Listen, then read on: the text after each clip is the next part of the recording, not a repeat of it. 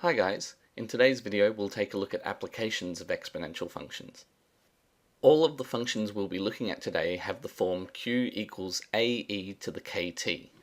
In these functions, a is the initial value and k is the growth or decay constant. When k is positive, we have exponential growth, and when k is negative, we have exponential decay.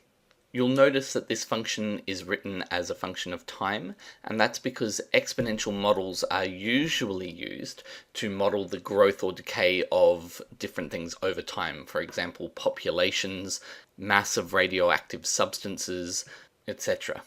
And we've looked at some of these examples last year when we first encountered exponential functions. The difference is that we're now representing them all as base e functions. And the reason for that, as we saw in our previous video, is that exponential functions with base e are very easy to differentiate. Exponential functions of this form have a rather interesting property. If we start with the function q equals ae to the kt, then its derivative, q dash, will be ak e to the kt. This means that the rate of change of q, dq dt, is directly proportional to q itself. It's equal to kq. Basically, the amount that q is changing at any time is directly proportional to how much of it there is there. It's easier to look at a couple of examples. So let's talk for a moment about bacterial growth and radioactive decay, our two sort of go-to examples of exponential growth and exponential decay. So in the example of bacterial growth, we might have a situation where, say, the number of bacteria doubles every 20 minutes. What this means is that the growth of the sample is directly dependent upon how large it is at that time. If there are 10 bacteria, then in 20 minutes time there are going to be 20. However, if there are already 200, then in 20 minutes we will have 400.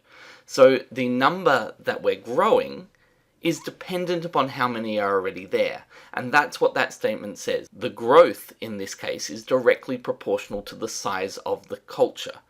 In the case of radioactive decay, it's the opposite. The loss of mass in the sample is proportional to how much is there. We know that all radioactive substances have something called a half-life, the time span over which we expect half of the sample to decay. So if we started with a sample of 10 grams, after one half-life we'd have 5, after another half-life we'd have 2.5. It's not simply linear. We don't lose 5 grams every 3 days, for example. So the amount of loss is directly proportional to how much is there. If we start with 100 grams, we expect to lose 50 grams in that half-life time. If we only started with 10, we would expect to only lose 5. Any situation where the growth or decay of a quantity is directly proportional to its size will be modeled by one of these simple exponential functions. Let's consider an example for a moment. A radioactive sample decays according to the formula m of t equals 100 e to the negative 0.02 t. Obviously there are a couple of things that we can tell from that function. The first is that we start with an initial sample size of 100 grams. The second is that the k value, in this case negative 0.02, means that we've got exponential decay. Obviously we kind of knew that from the wording of the question, but we can also see it from the function. We might like to know how much of the sample will be left after 10 hours. And so to work that out, we plug in 10 into our equation.